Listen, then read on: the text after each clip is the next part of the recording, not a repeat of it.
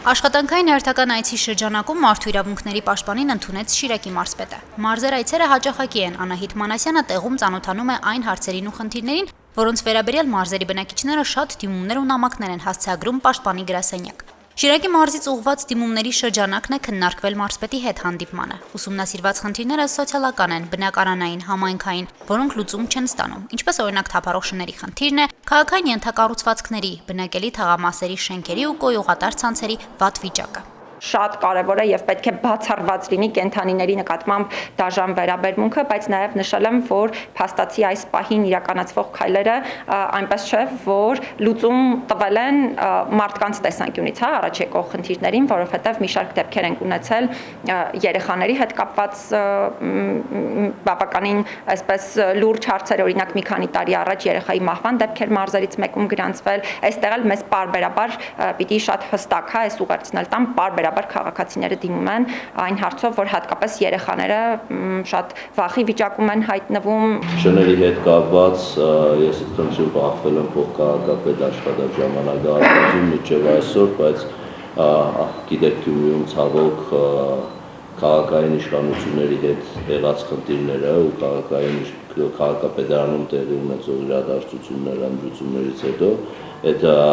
կառավարությունը ծանոթ եք գիտեք բյուջետային հասնացության ծրագիրներ ներկայացրել, գյումրեցիները հավանություն էին տվել կենտանիների ապաստարան կառուցելու համար, ցավոք մինչև հիմա այդ խնդիրը չի լուծվել։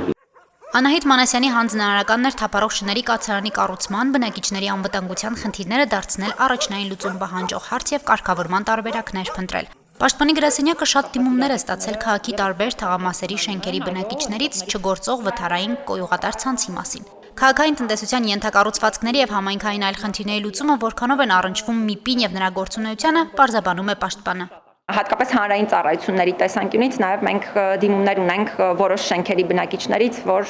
իրենք օրինակ ինչ-որ առումով հակասանիտարական վիճակներում են այս պահին շենքերը գտնվում, հատկապես նկատի ունենալով կոյուղագծերի եւ այլնի հետ կապված հարցերը։ Զարմանալի չլինի, որ ես այս հարցը հիմա բարձրաձայնում եմ, պարզապես խնդիրը կայանում է նրանում, որ խնդիրը բավականին մեծ է դարձել, այս պահին նկատի ունենալով, որ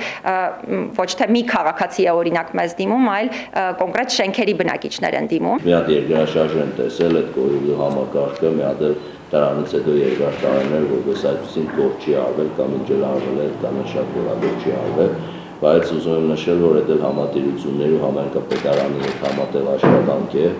ավելի շատ իրանց դիվիտում է, բայց մենք այստեղ չենք կենտրոնանում, էլի գցենք ուրիշի վրա մեր աշխատանքը, որ դե արվի, այո, մեր ուշադրության կենտրոնում էլ այդ խնդիրը։ Հանդիպման օրակարգում էին նաև նախընտրական գործընթացները։ Առաջիկայում հանրապետական ընտրություններ են եւ կարևորվել է քաղաքացիների ինքնուրույն որոշում կայացնելու իրավունքի պաշտպանությունը, նրանց կամարտահայտման վրա ճնշումներից խուսափելը, ինչպես նաև քվեարկության ամբողջ գործընթացի անցկացումը առանց իրավախախտումների։ Ես կուզենամ, որ նաև մարդու իրավունքների պաշտպանը շատ ուշադրություն դարձնի մարդու ընտրելու իրավունքի վրա, մարդու ինքնակամ